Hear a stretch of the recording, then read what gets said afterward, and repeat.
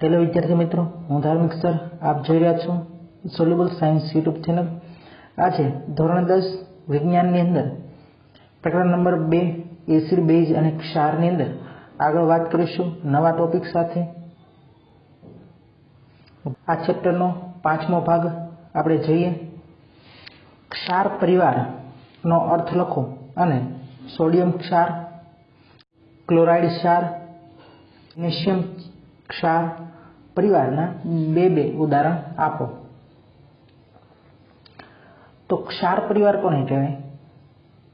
तो एनी अंदर कई साम्यता होय, मतलब कि आपणी सरनेम होय तो बधा घरनी अंदर जेटला पण होय सभ्यो तो एनी बधानी सरनेम एक सरखी होय।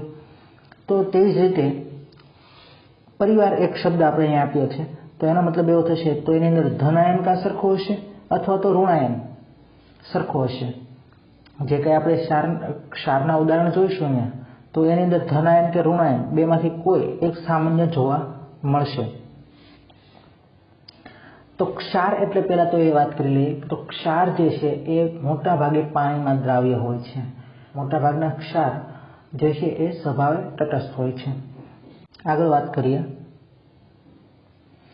सोडियम क्षार परिवार एटले हवे आनी अंदर बधानी अंदर जेटला पण उदाहरण जोईशुं एनी अंदर सोडियम जे छे ए कॉमन हशे। सोडियम क्लोराइड एटले NaCl, sodium sulphate Na2SO4, NaNO3 sodium nitrate, Na2CO3, sodium carbonate, CH3COONA sodium acetate.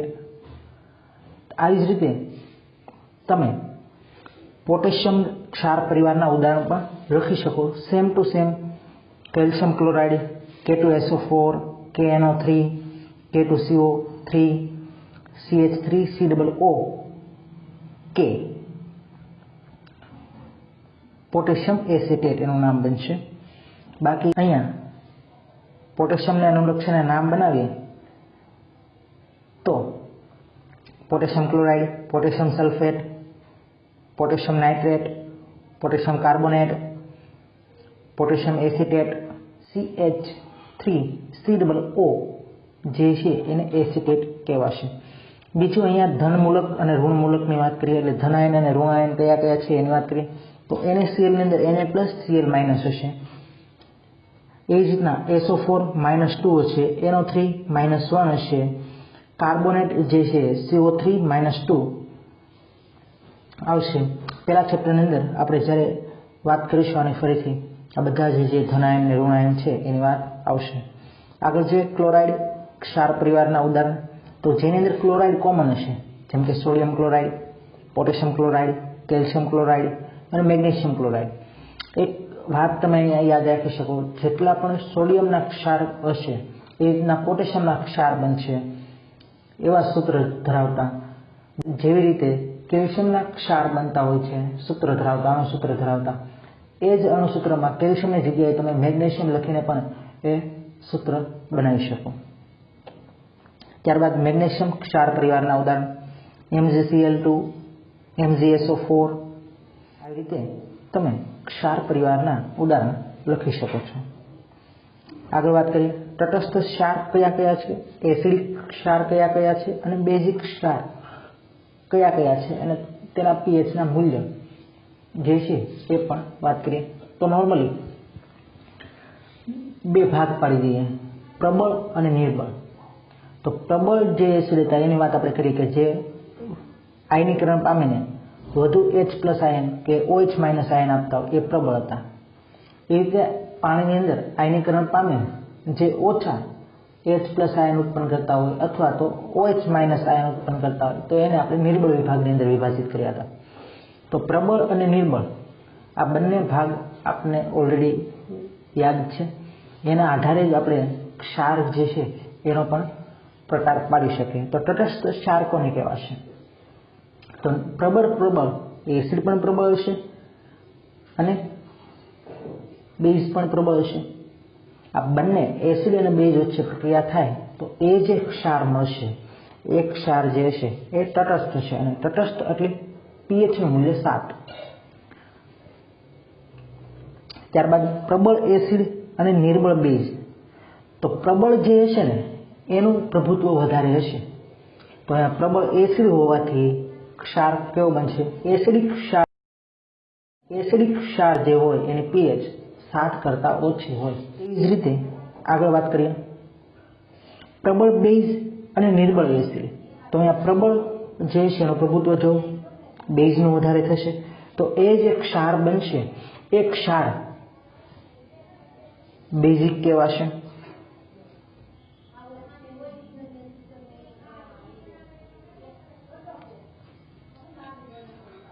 Hydrochloric acid અને સોડિયમ હાઇડ્રોક્સાઇડના દ્રાવણના સંયોગીકરણથી ઉદ્ભવતા ક્ષારનું નામ લખો. તો હાઇડ્રોક્લોરિક એસિડ એટલે HCl પ્લસ સોડિયમ હાઇડ્રોક્સાઇડ એટલે કે NaOH, આ બંને વચ્ચે પ્રક્રિયા થશે એટલે HCl plus NaOH will give NaCl plus H2O. આ સમીકરણ તમે લખી શકો છો બનાવીને. HCl plus NaOH will give NaCl અને બાકી રહે છે H2O. તો હાઇડ્રોક્લોરિક એસિડ અને સોડિયમ હાઇડ્રોક્સાઇડના દ્રાવણથી સંયોગીકરણની પ્રક્રિયા થઈ અને સોડિયમ ક્લોરાઇડ ઉદ્ભવે છે, જેનો આપણે ખોરાકમાં ઉપયોગ કરીએ છીએ કારણ કે NaCl એટલે મીઠું અને મીઠાનો ખોરાકની અંદર ખોરાક રાંધતી વખતે એમાં ઉપયોગમાં લેવાય છે અને સ્વભાવે તટસ્થ હોય છે કારણ કે બંને પ્રબળ એસિડ બંનેની વાત કરીએ હાઇડ્રોક્લોરિક એસિડ અને સોડિયમ હાઇડ્રોક્સાઇડ તો બંને પ્રબળ છે.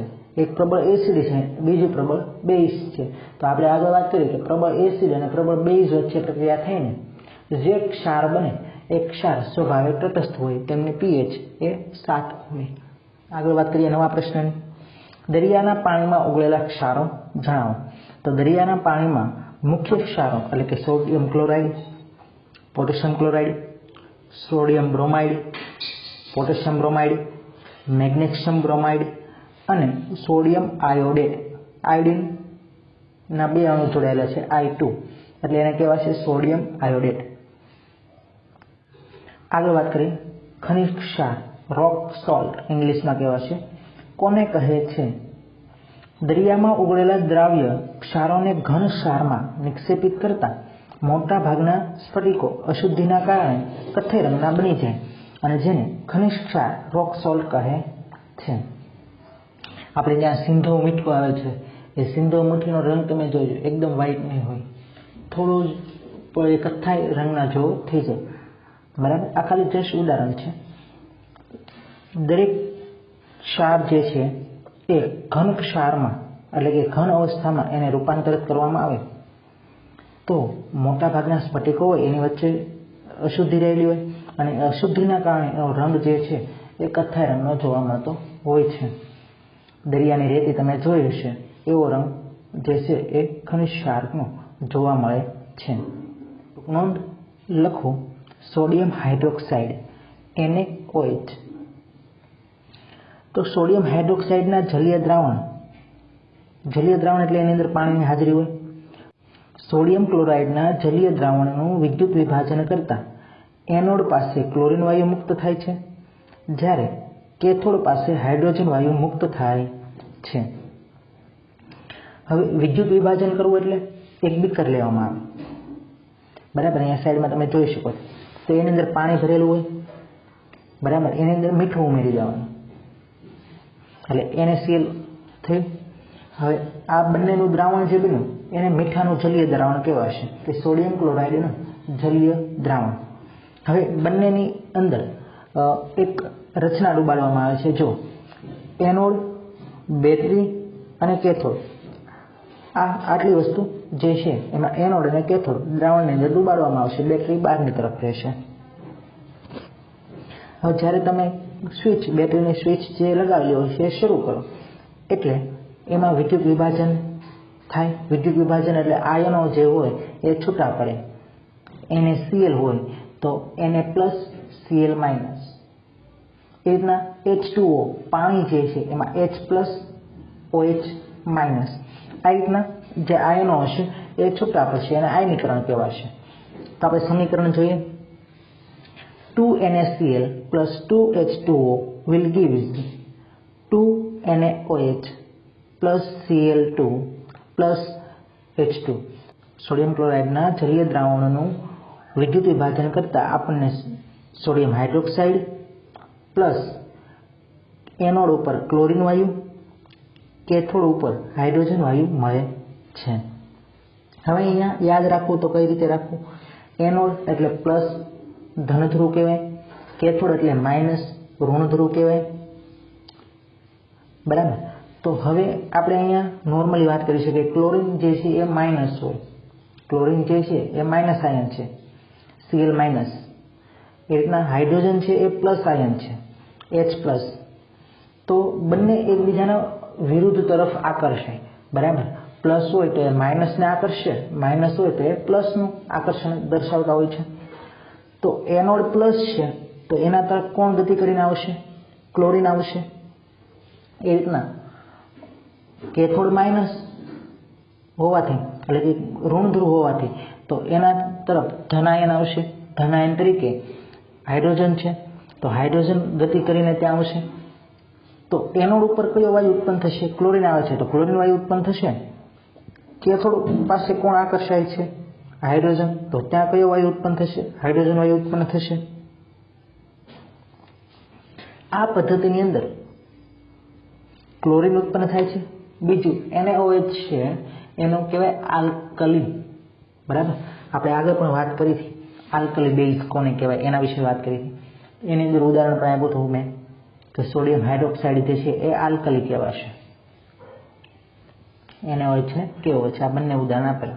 तो आ पद्धतिनी अंदर क्लोरीन पण उत्पन्न थाय छे अने सोडियम हाइड्रोक्साइड એટલે કે આલ્કલી પણ ઉત્પન્ન થતો હોવાથી આ પદ્ધતિને ક્લોર આલ્કલી ક્રિયા તરીકે પણ ઓળખવામાં આવે છે, કારણ કે તેમાં ઉત્પન્ન થતી નિપજો ક્લોર એટલે ક્લોરીન, આલ્કલી એટલે સોડિયમ હાઇડ્રોક્સાઇડ છે। આ પદ્ધતિમાં ઉદ્ભવતી ત્રણ નિપજ ઉપયોગી છે કે આ પદ્ધતિમાં જે ત્રણ નિપજ ઉદ્ભવે છે એ પણ ઉપયોગી બને છે। ત્રણ નિપજ કઈ કઈ બની? તો કે ક્લોરીન વાયુ, હાઇડ્રોજન વાયુ અને સોડિયમ हाइड्रोक्साइड। आ त्रणेय त्रण निपज जे छे ए त्रणेय त्रण उपयोगी बने छे। आगळ वात करीए उपयोगो। धातु परथी ग्रीस दूर करवा माटे, साबुनी बनावटमां, पेट्रोलियमना शुद्धिकरणमां, सुतराव कापड़ने सुवाळुं बनाववा माटे એટલે કે नरम बनाववा माटे, प्रयोगशाळामां प्रक्रियक तरीके। फरीथी आगळ एक उपयोगनो प्रश्न जोईए, आना रिलेटेड ज छे। क्लोर आल्कली क्रियामां उद्भवती त्रणेय निपजोनी उपयोगिता चार्ट स्वरूपे लखो। तो जोईए क्लोरीन छे जे उत्पन्न थाय छे एनो उपयोग क्यां क्यां थाय छे? तो के जल उपचार क्रियामां, स्विमिंग पूलमां कई रीते? तो के पाणी होय एने जंतु मुक्त करवा माटे।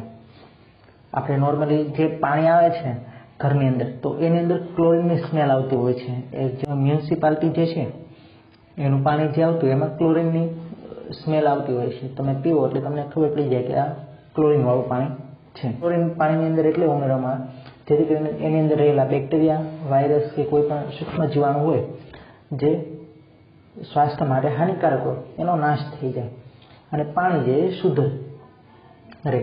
પણ ક્લોરીનનું પ્રમાણ પણ જરૂરી હોવું જોઈએ। જો જરૂર કરતાં વધી જશે તો પણ એ આપણા સ્વાસ્થ્યને હાનિ પહોંચાડશે। ત્યારબાદ વાત કરીએ પીવીસી, પોલીવિનાઇલ ક્લોરાઇડ પીવીસી ની બનાવટમાં થશે।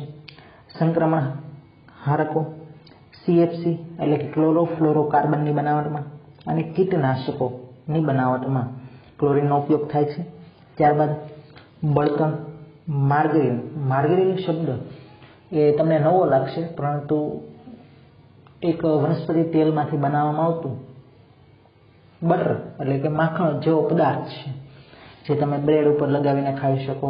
માર્ગરીન એક પ્રકારનું વનસ્પતિ તેલની બનાવટ છે। ખાતર માટે એમોનિયા। હેબર વિધિ છે એની અંદર નાઇટ્રોજનની સાથે હાઇડ્રોજનનું સંયોજન થાય અને એમોનિયા બનાવવામાં આવતું હોય છે। ત્યારબાદ જે છે એ વાત કરીએ સોડિયમ હાઇડ્રોક્સાઇડનો ઉપયોગ ક્યાં થાય। ધાતુઓ પરથી ગ્રીસ દૂર કરવા માટે, સાબુ અને પ્રક્ષાલકો, એટલે પ્રક્ષાલકોનો ઇંગ્લિશ થશે ડિટર્જન્ટ, જે આપણે વોશિંગ મશીનની અંદર પાવડર નાખીએ છીએ ડિટર્જન્ટ પાવડર, એ કાગળની બનાવટમાં અને કૃત્રિમ રેસાની બનાવટમાં સોડિયમ હાઇડ્રોક્સાઇડનો ઉપયોગ થાય છે। આના રિલેટેડ બીજો એક પ્રશ્ન પૂછાઈ શકે, એની વાત કરીએ। H2 અને Cl2 ના ઉપયોગો લખો। જે ઉપર લખેલા છે આકૃતિમાં દેખાય છે એને રિલેટેડ જ અહીંયા લખેલા છે। બળતણ તરીકે, વનસ્પતિ તેલના હાઇડ્રોજનેશનમાં, એમોનિયાની બનાવટમાં અને માર્ગેરીનની બનાવટમાં। Cl2 ના ઉપયોગની વાત કરીએ જળ ઉપચારમાં, ક્લોરોફ્લોરોકાર્બનની બનાવટમાં, બ્લીચિંગ પાવડરની બનાવટમાં, પાણીને જંતુરહિત કરવા માટે અને પીવીસીની બનાવટમાં। આગળ વાત કરીએ નવા પ્રશ્નની। ટૂંક નોંધ લખો વિરંજન પાવડર એટલે બ્લીચિંગ પાવડરની બનાવટ અને તેનો ઉપયોગ લખો। તો ખૂબ જ સરળ છે આ બનાવટ જોઈએ। ક્લોરીનની શુષ્ક ફોડેલા ચૂના સાથે પ્રક્રિયા કરતા વિરંજન પાવડર બને છે। ફોડેલા ચૂનાનું સૂત્ર જોઈએ CaOH ટ્વાઇસ પ્લસ ક્લોરીન વાયુ એટલે Cl2 will gives CaOCl2 plus H2O। તો CaOCl2 જે છે એ વિરંજન પાવડર એટલે કે બ્લીચિંગ પાવડરનું અણુસૂત્ર છે। તેને કેલ્શિયમ ઓક્સીક્લોરાઇડ પણ કહી શકાય। પેલો કેલ્શિયમ, પછી ઓક્સિજન અને પછી ક્લોરીન છે, તો આપણે એને એમ કહી શકીએ કેલ્શિયમ ઓક્સીક્લોરાઇડ। આગળ એના ઉપયોગ વિશે વાત કરીએ। ટેક્સટાઇલ ઉદ્યોગમાં સુતરાઉ કાપડ તેમજ લીલનના વિરંજન માટે કાગળ ઉદ્યોગમાં ઉપયોગી બને છે। લાકડાના માવના વિરંજન માટે, લોન્ડ્રીમાં ધોયેલા કપડાના વિરંજન માટે, અનેક રાસાયણિક ઉદ્યોગોમાં ઓક્સિડેશન, અહીંયા આવશે ઓક્સિડેશન કરતા તરીકે, પીવાના પાણીને જંતુરહિત કરવા જંતુનાશક તરીકે વપરાય છે। જો આ પાઠની અંદર તમને કંઈ પણ પ્રશ્નમાં ક્વેરી હોય, કોઈ પ્રશ્ન સમજાતા ન હોય તો તમે કમેન્ટ કરીને જણાવી શકો છો। તો એના આધારે એક ડાઉટ સોલ્વિંગ વિડીયો પણ આપણે બનાવી શકીએ। હવે વાત કરીએ કે આ વિડીયોની અંદર આપણે કયા કયા ટોપિક વિશે વાત કરી।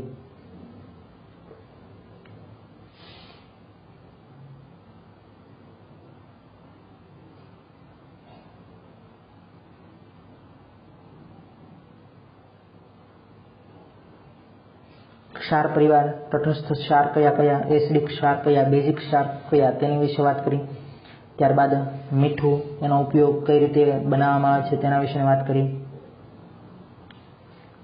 દરિયાના પાણીની અંદર કયા કયા ક્ષારો ઓગળેલા હોય છે તેના વિશે વાત કરી। ખનિજ ક્ષાર શું છે તેના વિશે વાત કરી। સોડિયમ હાઇડ્રોક્સાઇડ કઈ રીતે બને છે,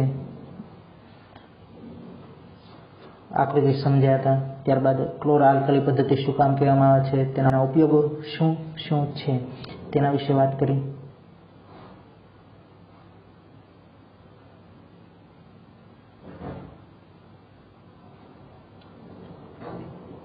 ત્યારબાદ ક્લોરો આલ્કલી પદ્ધતિનો આખો ચાર્ટ જોયો।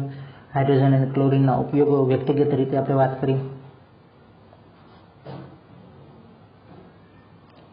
ત્યારબાદ વિરંજન પાવડર વિશે વાત કરી હતી,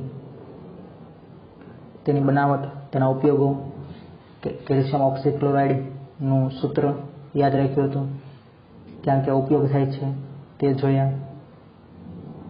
આ ભાગની અંદર આપણે ઘણા બધા મહત્વના ટોપિકો અને ઘણા બધા મહત્વના મુદ્દાઓને આવરી લીધા। હવે પછીના નવા વિડીયોની અંદર પાઠને અંતિમ તરફ લઈ જઈશું।